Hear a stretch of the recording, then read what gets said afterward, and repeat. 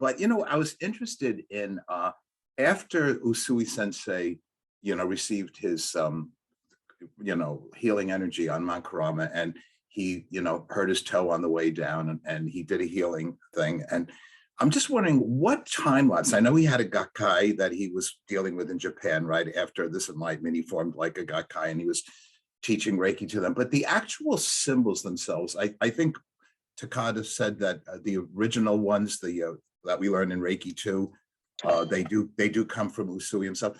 What do you? I don't think he drew a CKR on his toe on the way down from the mountain, right? I mean, that's probably an improbable thing to think. So, is there any way? Do we know the time interval that happened that he had the divine inspiration with these symbols? Was it shortly after his enlightenment at Kurama, or did it formulate over time? Is there, I didn't want to go through all my old manuals to see if I could find the answer. I'm too lazy to do it. So I figured you don't have to, if you could just give a brief answer now. Well, actually, Joe, it's really fascinating you asked that, because we just did a podcast with William and he talked about that.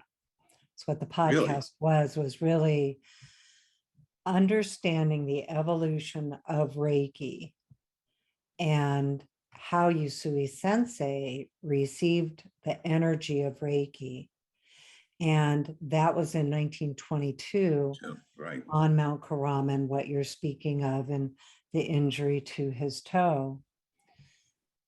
It was about a year later that he actually developed his attunement style and also brought the symbols into Reiki. And so it's thought that that was right after the Kanto earthquake, right, realizing that he needed a system, he needed techniques in order to teach people and give people the ability to receive the Reiki energy and deliver it, access it after they've received that attunement and the connection. Because from 22 to 23, in his clinic was very busy immediately. So he was teaching people, and he would do things like just have them work next to him to receive the attunement. And it took a long time. So he tried different techniques, attunement techniques, to determine how best to share the energy with people. Because he immediately, the very first decision he made when he came down from the mountain and with his Zen master, is that he would spread Reiki in the world, that was his purpose, to do the healing work, spread Reiki in the world, and spread it to people, to spread it to people, to spread it to people. And so he knew within that year, and then of course through his rescue and recovery efforts with the great Kanto earthquake, knew he needed methods of teaching and attunements and symbols to create a system. That's why his system was called Usui Reiki Ryoho. Reiki existed prior to him with other names because Reiki is the energy. His system was Usui Reiki Ryoho. So kind of in the same way, we have to create material out with the non-material, ordinary to the non-ordinary, and the physical to the non-physical. So he developed a system, and he created techniques and methods of communication. And so those were the symbols, and the attunement was at least a year later. Yeah, well, I wonder though, what kind of spiritual discipline did he undergo to actually come up with those symbols? It's something I wonder about. Well, I think it's the same that many of us could kind of identify with, that throughout a lifetime, we have studied different spiritual philosophies, ideas, practices, of various kinds.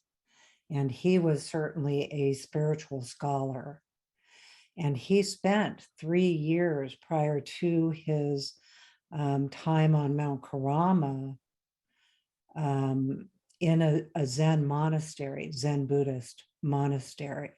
Mhm. But he was raised Tendai Buddhist, and his education started at 4 years old in a Buddhist school. That was, that was the school. So he was a scholar, a spiritual scholar of many different traditions.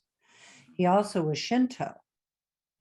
So there's always Shinto influences, which is the indigenous practices of the Japanese people. Really, if you think about it, when you go back into the history of all of us, we all have some of these practices and abilities, depending on, where that all leads us in our ancestry, et cetera. But anyway, back to your question, he was also raised in a small village. It's still a small village. Taniai is still a small village, and had a samurai ancestry.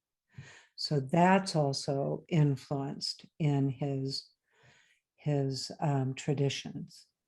So in fact, the exciting news we actually have today is that Japan has opened back up to travel. And so we are having our class in Japan in April. William Rand and I are teaching together. We're teaching a master class and a Karuna master class. And in between those two classes, we will be going from Mount Karama to Taniai, Yusui's birthplace. And it's the 100-year anniversary of the Torii Gate there. And also we will be doing a ceremony and Reiki share with the people there and the priest there. So anyway, Thank you very ironic, much. ironic that you bring it up, Joe, but it really was, I think, just the same as it is now. And one of the things that he said was the most important thing for a Reiki practitioner to do is continually develop the quality and quantity of Reiki energy they are channeling. And he really started the influence of Reiki teaching us how to evolve with it, developing new techniques, just in the same way he did. And we've been talking all this month about Reiki journey techniques. And regardless of what you call it, spiritual practices are leading to a method of accessing a higher self or a inner truth, or accessing your spiritual knowledge and wisdom, and also being able to listen to external sources of guidance, as well as your own internal sources of, your divine self guiding you. So in just my personal experience with really developing those abilities using Reiki energy to go inward, ask those kinds of questions, and let the Reiki energy show us how it wants to help us evolve with its possibilities.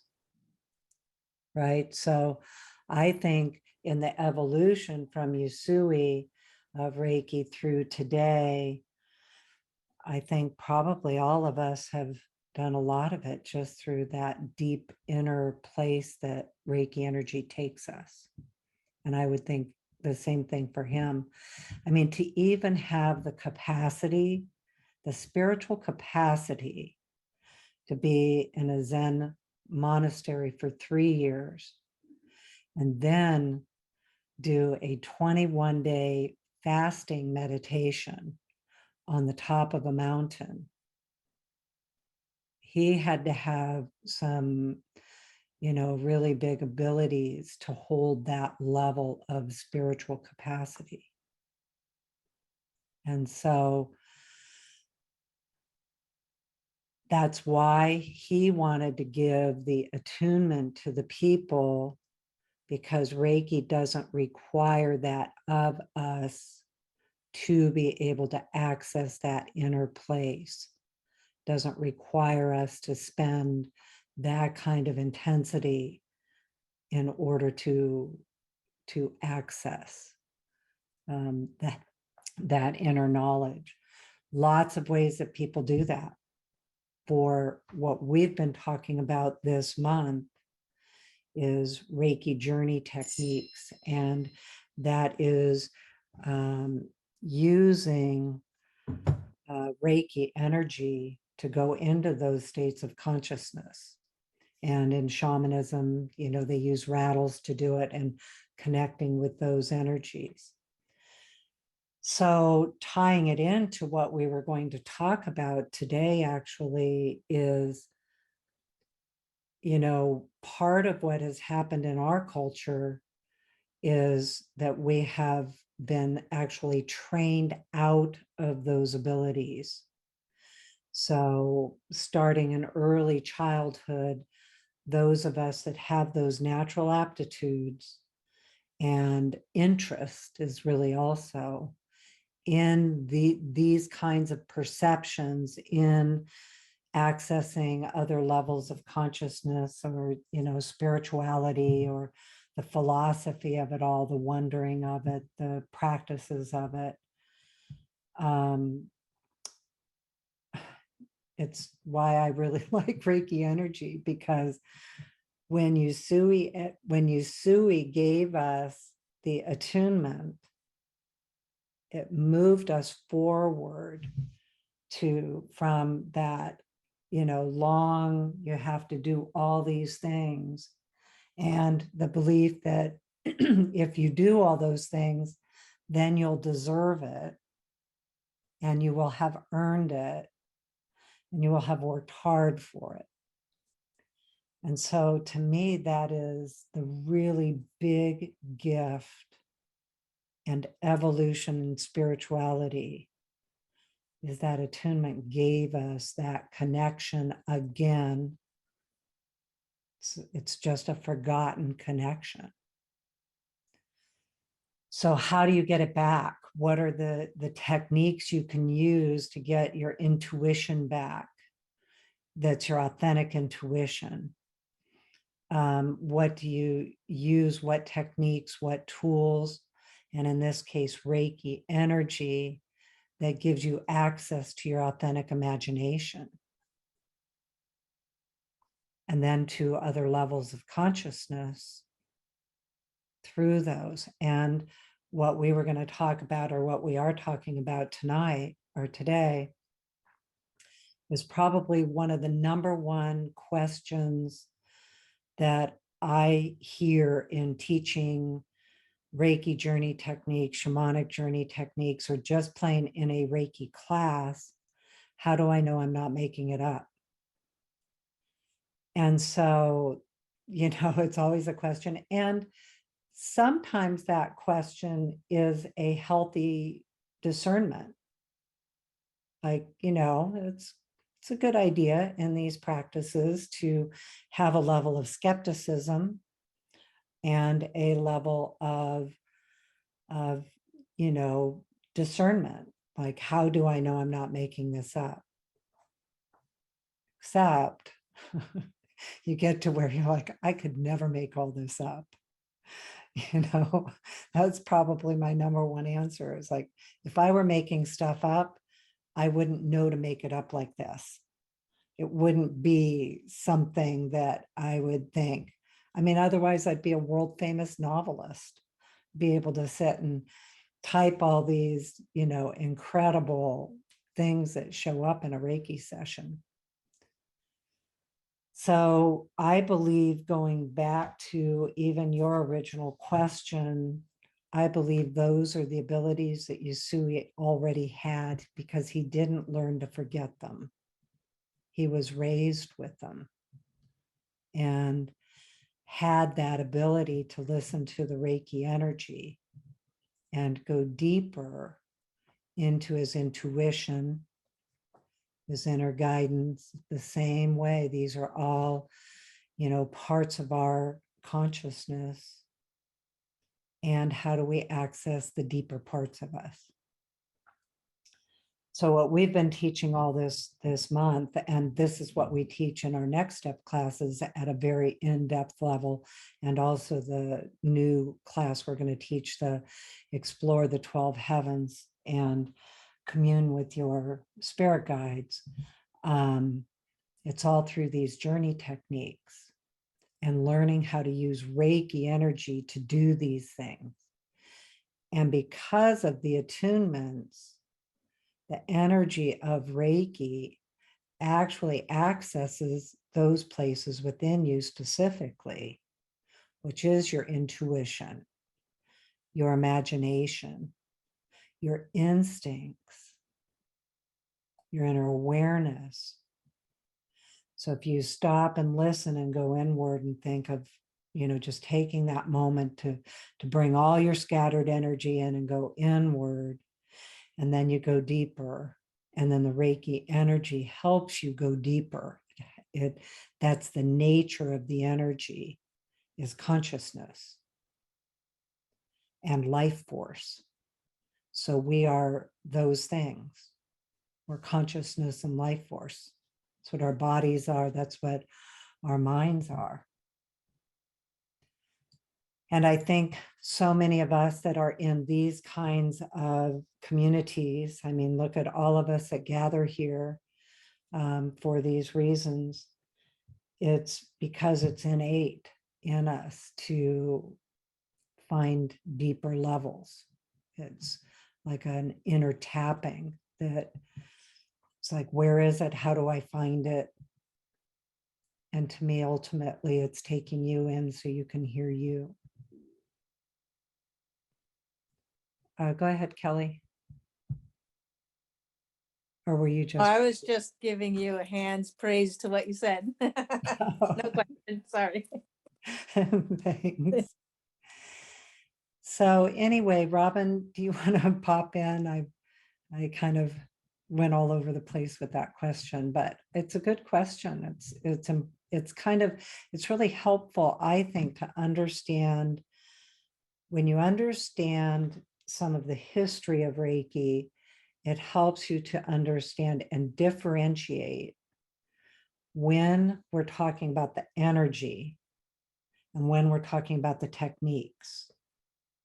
Attunements are a technique that accesses the energy.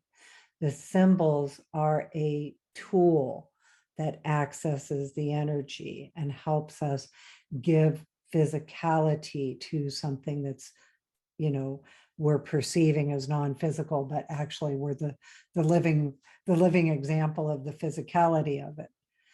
So, but again, kind of goes back to that forgetting and the loss of our training in living in our authentic intuition and authentic imagination and instincts, all those other qualities of the mind, our psychic abilities.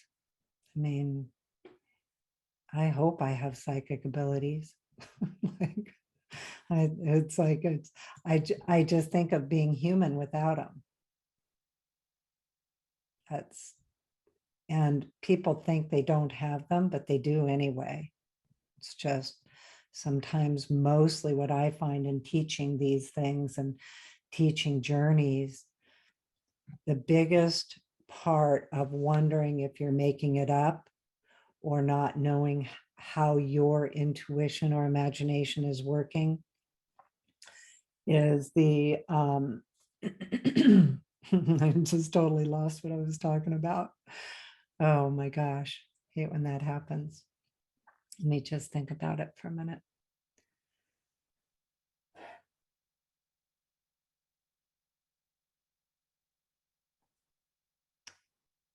Well, I was talking about the blocks to your intuition and imagination. Oh, and your psychic abilities.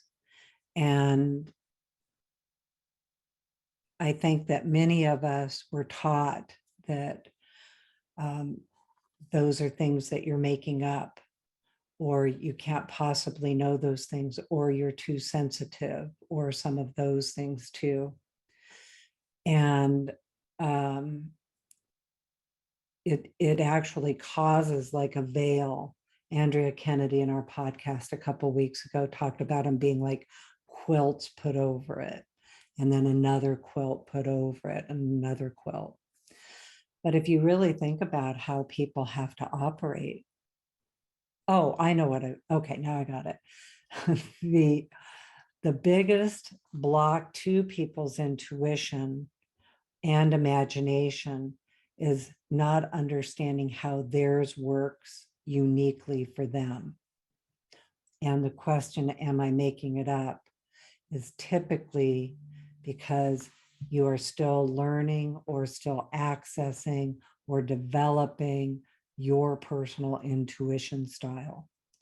So we talk about the clair senses. So some people's intuition is visual, and they see everything like a movie.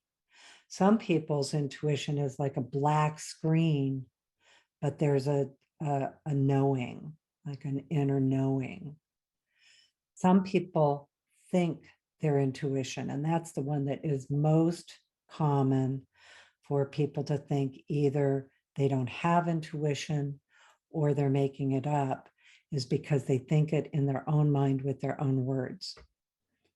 And that fits along with people who are very analytical, people who are like researchers, engineers, that kind of a really left brain abilities, and understanding logical mind has an equal intuition as a feeling mind. They're just different. And so most of the time, to answer that question, how do I know I'm not making it up, is really learning more about how your particular intuition works for you.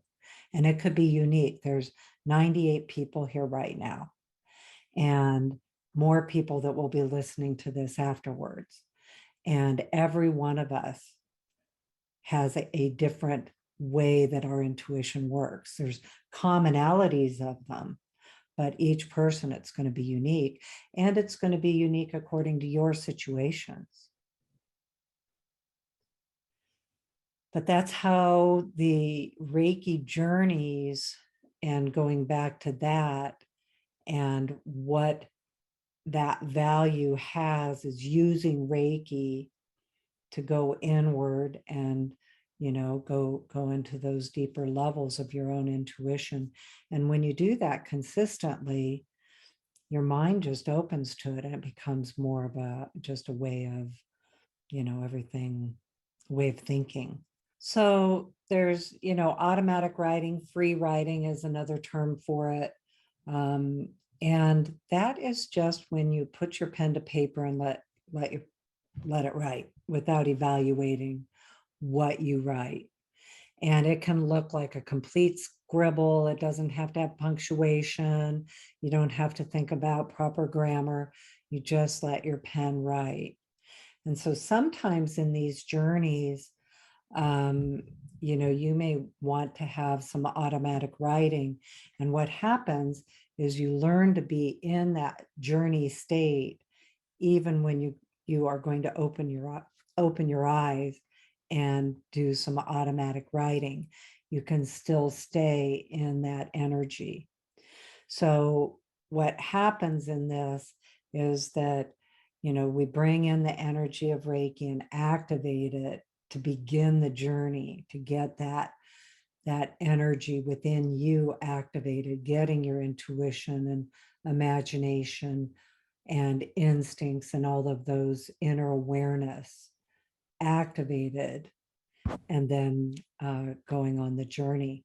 And oftentimes during the journey, there are opportunities that you might want to put a pen to paper and do some writing.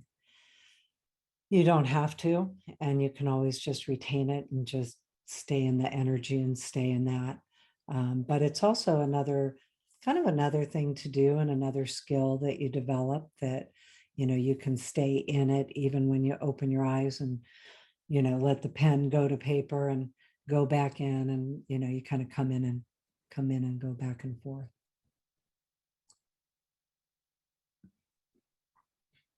Yes, I like that, Justine. Right. Well, and also the podcast with William will be coming out at some point this week. And so I do recommend that, because the original question was kind of talked about in depth around that. And, he's one of the authors of the evidence-based history of Reiki. Somebody else had mentioned that in the chat. And so we go into that a bit. It was really fascinating, actually. So. It's where I learn it. And of course, books that other people have written too. But yeah, he just talked about it. It's interesting that you just asked that question, Joe.